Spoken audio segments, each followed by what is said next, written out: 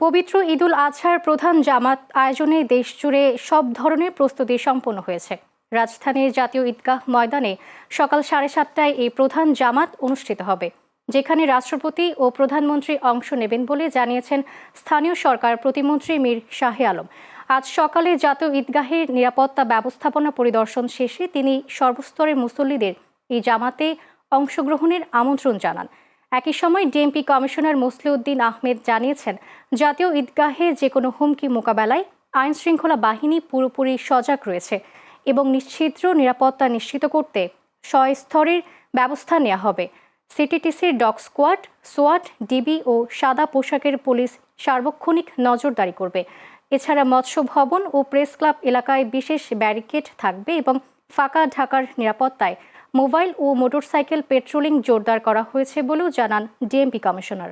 4 থেকে 6 স্তরে নিরাপত্তা ব্যবস্থা গ্রহণ করা হয়েছে এবং আমাদের পর্যাপ্ত ফোর্স মোতায়েন করা হয়েছে। আর হুমকির বিষয়ে আমি বলছি যে উস্কানিমূলক বিভিন্ন রকম প্রচারণা করতে পারে, যেমন সাইবার ফিল্ডে বিভিন্ন রকম প্রচারণা চালাতে পারে এবং সেটার ব্যাপারে আমরা সজাগ আছি। আমাদের সাইবার পেট্রোল টিম সার্বক্ষণিকভাবে সেটা নজরদারি করছে। মহামান্য রাষ্ট্রপতি এবং গণপ্রজাতন্ত্রী বাংলাদেশ সরকারের মাননীয় প্রধানমন্ত্রী জনাব তারেক রহমান এই জাতীয় ঈদগাহ ময়দানে পবিত্র ঈদের নামাজে অংশগ্রহণ করবেন। কিশোরগঞ্জের ঐতিহাসিক শোলাকিয়া ঈদগাহ মাঠে পবিত্র ঈদুল আজহার 199তম জামায়াতের প্রস্তুতির শেষ পর্যায়ে 1828 সালে শুরু হওয়া উপমহাদেশের অন্যতম বৃহৎ এই ঈদগাহে এবারও লাখো মুসল্লির সমাগম ঘটবে।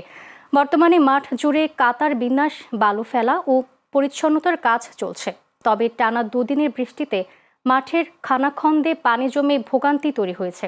এলাকাবাসীর দাবি, প্রতি বছর সাময়িক সংস্কার না করে স্থায়ী সময়সীমার ব্যবস্থা করার। অবশ্য প্রশাসন আশ্বস্ত করেছে, নামাজের আগেই মাঠ পুরোপুরি প্রস্তুতি হবে। নিরাপত্তা নিশ্চিত মাঠ জুড়ে পুলিশ, র্যাব, বিজিবি ও আনসার মোতায়েন থাকবে। পাশাপাশি সিসি ক্যামেরা, ওয়াচ টাওয়ার এবং সাদা পোশাকের গোয়েন্দা নজরদারি জোরদার করা হয়েছে। ঐতিহাসিক শোলাকিয়া ঈদগাহ মাঠে আমাদের আইন শৃঙ্খলার ব্যাপারে আমাদের যে পরিকল্পনা আছে, আপনারা এর মধ্যে দেখেছেন যে ইতিমধ্যে কিছু ফোর্স আমরা অলরেডি নিয়োগ করেছি। টোটাল ফোর্স সঙ্গে আছে 616 জন। ইতিমধ্যে 24 ঘন্টার প্ল্যান করা হয়েছে, পরে ডিপ্লয় হয়েছে। শোলাকিয়া ঈদগাহ মাঠ সহ পুরো শহরের নিরাপত্তায় প্রায় 600 জন পুলিশ সদস্য, 2 প্লাটুন বিজিবি সদস্য, 55 জন র্যাব সদস্য নিয়োজিত থাকবেন। ঈদগাহ মাঠে 4টি ওয়াচ টাওয়ার স্থাপন করা হয়েছে। শোলাকিয়া ঈদগাহ মাঠ সহ আশেপাশের স্থানসমূহে 8টি সেক্টরে ভাগ করে আইন শৃঙ্খলা রক্ষাকারী বাহিনীর সদস্য মোতায়েন করা হবে। আমরা মাঠের মধ্যে যে মাটি বৃষ্টি বাদল হলে প্যাক কাদা জমে পানি জমে জায়গা, তো নামাজ পড়া খুব মুশকিল হয়ে যায়, কষ্ট করে। এটা সবচেয়ে বড় সমস্যা। এখন মাঠটা যেহেতু যাতে সুন্দর করে মাঠটাকে নিষ্কাশন করে পানি নিষ্কাশন ব্যবস্থা করা হয়, প্যাক কাদা না হয়, এমন একটা ব্যবস্থা করলে এটা আশা করি ভালো হয়। ঈদুল আজহায় জাতীয় ঈদগাহে আপনারা দেখেছেন বৃষ্টি হলেও সমস্যা হয় না। সেখানে 35,000 40,000 লোকের জন্য বিশাল আয়োজন করা হয়। ঈদুল আজহায় আমরা এই ধরনের একটা ব্যবস্থা নিতে পারি। এগুলো ইনশাল্লাহ আপনাদের মাধ্যমে প্রশাসনের কাছে এবং কমিটির কাছে সুপারিশ করা হবে।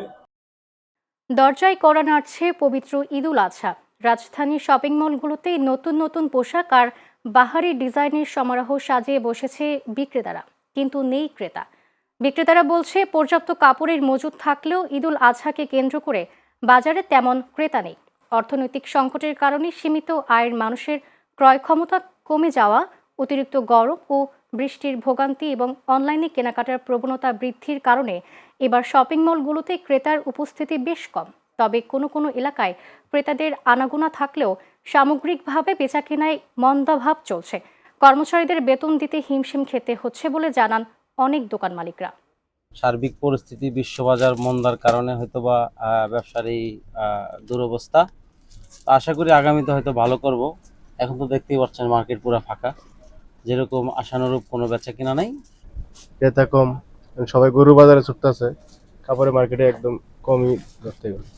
প্রত্যেকটা দোকানে সেল নাই, প্রত্যেকটা এখানে ওয়ার্কার লেভেলে যারা আছে সবাই আশাহত তো এই আশাহত জীবনযাপনগুলি আসলে একটু ভিন্ন, আমরা যেটা কখনোই এটা সার্ভাইভ করতে পারি না। আজকে আর কি চাঁদার তো বেচাকেনা অবশ্যই একটু কম আর কি, কাস্টমার এই পর্যন্ত এখনো আর কি সকাল হইতে আমাদের সেল করাটাই টাফ হয়ে যাইতেছে। ঠাকুরগাঁওয়ে দ্রুত মেডিকেল কলেজ ও বিশ্ববিদ্যালয় স্থাপন করা হবে বলে জানিয়েছেন স্থানীয় সরকার, পল্লী উন্নয়ন ও সমবায় মন্ত্রী মির্জা ফখরুল ইসলাম আলমগীর। আজ সকালে জেলা সদরের জামালপুর, গড়িয়া এবং আউলিয়াপুর এলাকাসহ বেশ কিছু জায়গা পরিদর্শন শেষে সাংবাদিকদের এসব কথা বলেন তিনি। মির্জা ফখরুল বলেন, মেডিকেল কলেজ ও বিশ্ববিদ্যালয়ের জন্য জমি নির্ধারণে বাস্তবায়ন কমিটি কাজ করছে। প্রশাসনের কর্মকর্তাদের সঙ্গে নিয়ে সব দিক বিবেচনা করা হচ্ছে যাতে আবাদি জমির ক্ষতি না করে প্রতিষ্ঠানগুলো স্থাপন করা যায়। এ সময় উপস্থিত ছিলেন জেলা প্রশাসক মোহাম্মদ রফিকুল হক, পুলিশ সুপার বেলাল হোসেন সহ বিএনপির স্থানীয় নেতাকর্মীরা।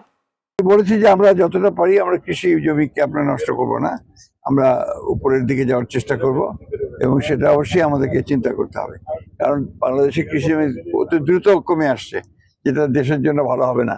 সেই কারণে আমরা চেষ্টা করব যাতে করে সব দিক রক্ষা করে কাজটা করা যায়। কোনো কাউন্টার থেকে বাড়তি ভাড়া নেওয়া হয় না দাবি করে সড়ক পরিবহন ও সেতুমন্ত্রী শেখ রবিউল আলম বলেছেন, মাঝপথের যাত্রীদের কাছ থেকে বাড়তি ভাড়া নেওয়া হচ্ছে। এছাড়া বাড়তি ভাড়া আদায়ের অভিযোগ পেলে কঠোর ব্যবস্থা গ্রহণেরও আশ্বাস দেন তিনি। আজ সকালে রাজধানীতে বিআরটিএর কন্ট্রোল রুম পরিদর্শন শেষে এই কথা বলেন তিনি। সেতুমন্ত্রী বলেন, সড়কে কিছু চাপ রয়েছে, এছাড়া আবহাওয়ার জন্য বেশ সমস্যা হচ্ছে। মন্ত্রী আরও বলেন, প্রায় ৩৫ লাখের মতো শ্রমিকের ছুটি হয় ঈদের দুদিন আগে, ফলে বাড়ি যাওয়ার জন্য তারা একদিন সময় পায়।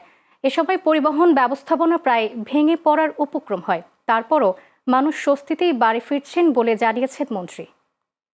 ঢাকা থেকে প্রত্যন্ত অঞ্চলে মানুষ তার স্বজনদের কাছে যাচ্ছে, যাত্রা আজকেই শেষ দিন, তো সন্তোষজনকভাবে যাচ্ছে। আমরা যতটুকু জেনেছি এবং সারাক্ষণ আমরা মনিটরিং করছি যাত্রা পথ, কোনো জায়গায় বিশেষ করে যমুনা সেতুর আগে চন্দ্রাতে একটু টেইল আছে, একটু ধীর গতিতে যাচ্ছে, বাকি স্মুথলি যাচ্ছে। সরকারের সর্বোচ্চ প্রস্তুতির কারণে এবার ঈদ যাত্রা নির্বিঘ্ন হয়েছে এবং নৌপথে বাড়তি ভাড়ার কোনো অভিযোগ পাওয়া যায়নি বলে দাবি করেছেন নৌ পরিবহন ও রেলপথ মন্ত্রণালয়ের প্রতিমন্ত্রী মোহাম্মদ রাজীব আহসান। আজ বেলা 12:30টার দিকে মুন্সিগঞ্জের মাওয়া প্রান্তের পদ্মা সেতুর টোল এলাকার পরিদর্শন গিয়ে তিনি এসব কথা বলেন। এছাড়া ঈদ যাত্রায় বাড়ি ফেরা যাত্রীদের জন্য রাখা বিশুদ্ধ পানি পরীক্ষা করেন তিনি। নৌ প্রতিমন্ত্রী মোহাম্মদ রাজীব আহসান বলেন, বৈরী আবহাওয়ার কারণে কিছুটা দুর্ভোগ হলেও শেষ মুহূর্তে ঢাকা মাওয়া এক্সপ্রেসওয়েতে যানজট মুক্ত স্বস্তির যাতায়াত উপভোগ করছেন যাত্রীরা। এদিকে ঈদুল আজহার ছুটির দ্বিতীয় দিনে পদ্মা সেতুতে 5,24,450 টাকা টোল আদায়ের মাধ্যমে দ্বিতীয় সর্বোচ্চ রেকর্ডের সৃষ্টি হয়েছে। এর আগে গত মঙ্গলবার টোল আদায় হয়েছিল 4,15,350 টাকা। বিষয়টি নিশ্চিত করে সেতু সাইট অফিসের নির্বাহী প্রকৌশলী আবু সাদ জানান, গত 2 দিনে সেতুতে প্রায় 10 কোটি টাকা টোল আদায় হয়েছিল। আপনারাও দেখছেন স্বাভাবিকভাবে সবকিছু চলাফেরা করেছে। আমরা আগে থেকেই আমাদের যতখানি প্রস্তুতি ছিল সবটুকু নিয়ে রেখেছি। যমুনা ব্রিজে স্বাভাবিকভাবে গাড়ির চাপ একটু বেশি থাকে, কোনো সমস্যা নেই। এখানে তো একেবারেই স্মুথলি মোক্তারপুর সেতু যেটি আছে, কর্ণফুলী টানেল যেটি আছে, অন্যান্য ব্রিজগুলোর যে টোলে এখন পর্যন্ত কোনো যানজট বা বড় ধরনের জটিলতা আমরা ঈদে ঘরমুখো মানুষের ঈদ যাত্রা নির্বিঘ্ন করা, যানজট নিরসন ও স্বস্তিদায়ক করতেই মহাসড়কে নেমেছে জামালপুর 35 বিজিবি। জামালপুর 35 বিজিবির সদস্যরা ঢাকা টাঙ্গাইল মহাসড়কের যমুনা সেতু পূর্ব পার পর্যন্ত ঘরমুখো মানুষের নিরাপত্তা নিশ্চিত করতে মাঠে কাজ শুরু করেছেন। বুধবার প্রেস বিজ্ঞপ্তির মাধ্যমে বিষয়টি নিশ্চিত করেছেন জামালপুর 35 বিজিবির সদর দপ্তর। বিজিবি জানায়, আগামী 31 মে পর্যন্ত মহাসড়কে যাত্রীদের নিরাপত্তায় তারা মাঠে অবস্থান করবেন। সিলেট ও মৌলভীবাজার জেলার বিভিন্ন থানায় দায়ের করা একাধিক মামলার আসামি স্মৃতি রানী শাহজি ওরফে স্মৃতি বেগম ও শানুকে গ্রেফতার করেছে পুলিশ। দীর্ঘদিন পলাতক থাকার পর গোপন সংবাদের ভিত্তিতে মঙ্গলবার বড়লেখা থানা পুলিশ ও বিশ্বনাথ থানা পুলিশের যৌথ অভিযানে তাদের গ্রেপ্তার করা হয়।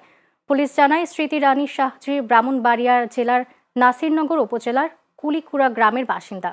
তার বিরুদ্ধে সিলেট মেট্রোপলিটন পুলিশের জালালাবাদ থানা এবং মৌলভীবাজারের বড়লেখা থানায় একাধিক মামলাও রয়েছে। অন্যদিকে শানু বেগম সিলেট জেলার বিশ্বনাথ উপজেলার সতপুর গ্রামের বাসিন্দা।